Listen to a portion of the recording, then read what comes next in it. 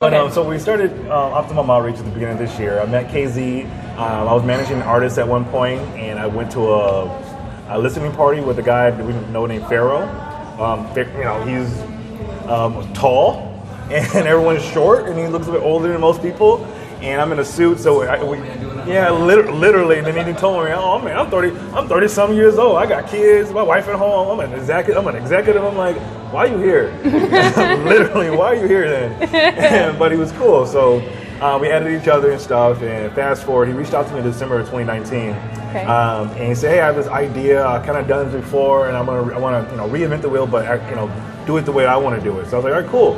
And we just started meeting up consistently. And in January of this year, January 15th, we established Optimum Outreach. Our business logo is created by his daughter. That's so cool. Like really in-house entrepreneur. So she sent us an invoice and everything as well. Like, cute. She was very professional. She's how old? 13. Based on what I was sharing with you earlier. Right, because I want to have a business. I want to. She's great at graphic design, and That's she started awesome. her own business. And Good she got for her. what she wanted, so it was really, really cool. Yeah, that's so cool. And helping each other grow in that way. Yeah. So she's part of the process, and so she is also a videographer. Okay. She did our company God. video last week. So she's the one who walks around and does this. Yeah. So we have photos of that. So really, our vision with the business, we started in January of this year. We had to do some pivots. We originally started the business to create a call center for and hire kids 13 to 19 years old, helping them reestablish themselves into corporate America. If college is not an option for you, well, corporate America making money is. Because we are so aligned. Sorry, keep going. Yeah, because if you think about, in my story, I went to 3 colleges in 3 years, left school, was homeless, survived the summer of 2013 with $1.78. And I used to be a debt collector. And so when I left school at 19 to be a debt collector, I met so many people. I was having phone calls with people, and they had the degrees that I aspired to have, but they had the debt that I didn't want to have. So there really was a wake-up call, like, nah, that's not really the dream. Like, it's a pipe dream. Where I looked at all the things that I had around me, my MacBook, my iPhone. These are people who really just started with their idea, and they just had enough willpower to actually believe in themselves to see it through. So, like, I learned at a really early age, college was not that cat, was not the decision.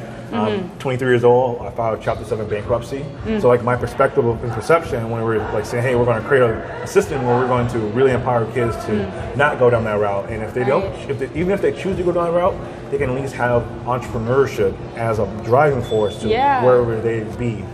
Because I shared a meme a couple weeks ago, and it was, you're either going to work for an entrepreneur or you're going to be an entrepreneur. I think I saw that. As simple as that. Yeah. And that really resonates with how I look at the world, because you're either working for someone or you're working for yourself. And I like myself a little bit more than most people. So that's it's good to love yourself. Yeah, I love self-love, so that's my 2 cents. But we started the business, and we had to pivot.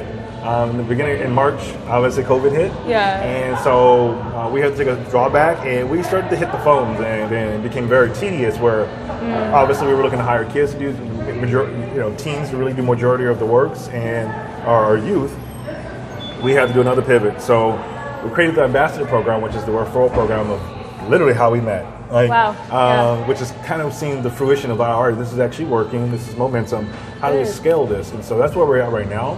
But in the back end, we have all this creative ideas with our podcast, our TV show, and how we're going to sponsor it by Optimum Outreach. So the concept of our show right now is called Startup, the story of the entrepreneur. Just because there's so many people who are entrepreneurs, but what is their story? Their story is what leads them to their success, and that's where we see these breakout stories of. A couple years ago, I helped a 13-year-old entrepreneur in North Minneapolis. His name is Jaquan Faulkner. Saw his story online, and a business friend of mine said, hey, Daenerys, it's right up the road. Let's go grab some hot dogs. We went, we got hot dogs, and one thing led to another. I ended up creating him a GoFundMe, raised him a couple $1,000s. His story went viral. He went on, the Steve Harvey show and such. But it really started with like, yo, you're 13, you want to do something. I remember being at that age, and my mom not giving me the support, and now to see that the world, all these people support you, you have something going for you. So like, because not every parent wants the kid to be that. We have to control. There's a lot of risk involved. Yeah, it's a lot of risk, and you're scary young. to see your young child going off and doing something like that. So like even at 15, I was buying and selling phones on Craigslist. My Yeah? mom didn't like me meeting up with people at Caribou. Right. I'm a 15-year-old kid. Right. So, I had to tell her I was going to my friend Zach's house.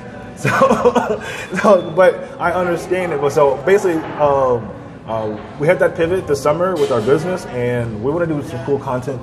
So outside of our podcast, outside of this, like we have a daily vlog I do as well, where just the day-to-day in of this dream and this pipe dream that we're doing. And the foundation we love you to be a part of, potentially, is being the person behind the scenes, helping us tell our story, and really paint the vision. We're two black-owned business owners. Yeah. We just got labeled as a minority business enterprise. You sent me as well. that. Congratulations. Thank you. So we're in the stage of all the information and resources that we've received. That hey, you can get into government grants. Hey, you can get these things. Yeah, and it's stuff like that. telling people about the resources that are available. It's And we're like learning. huge. We've heard about it for so many years. Now we're actually in the process of actually seeing what that actually looks like. Right. So we're in this real cool stage where we have a lot of hope and a lot of vision, and we're looking to. We're just in the steps of taking it day by day and seeing it all play through. But we have a really big philanthropic side as well. So we're for profit for a reason. I've sat on many board of directors for nonprofits. Oh, the list goes on and I on. understand. Yep. It's just another system. Yeah, So, and that's what's really amazing about the way people are doing business. Some people are doing business today is socially impacting business, disruptive business models, impact businesses. So that's the future, and that's what people want more of. So kudos, it's amazing. Thank you. And it's really been a power. It's all been really focused on. So when my business partner came in, is that my vision was community, and that's my drive, and so we integrated it with our organization Optimum, where this summer we had a. Sorry, what was the other before Optimum?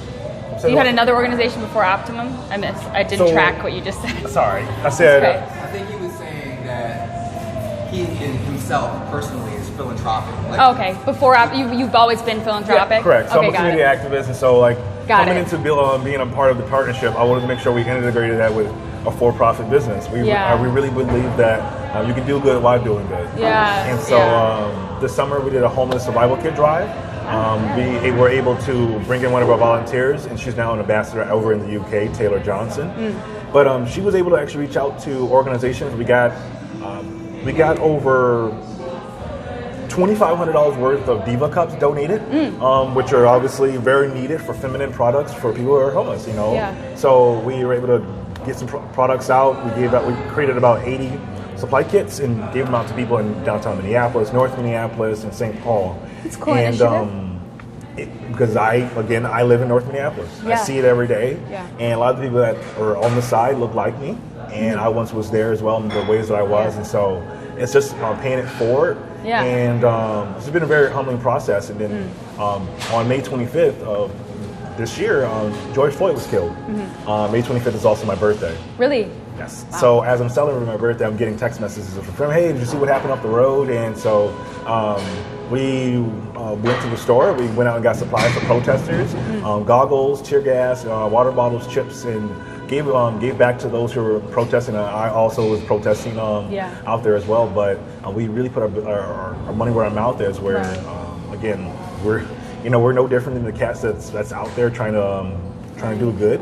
And again, it's a tragedy that happened really out here at home. But the real focus with our business, our goal is just to leave an impact. Yeah. And we have a really fun, simple model. That's amazing.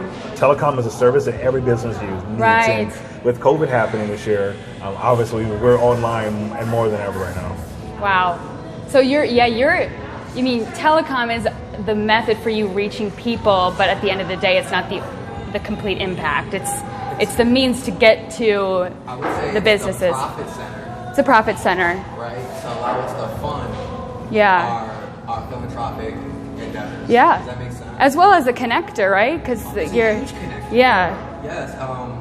That's amazing. Just That's having the entity itself is almost a connector. Right. It's almost like a prerequisite. Like Right. when you're having these conversations with big businesses, okay, who do I send the invoice to?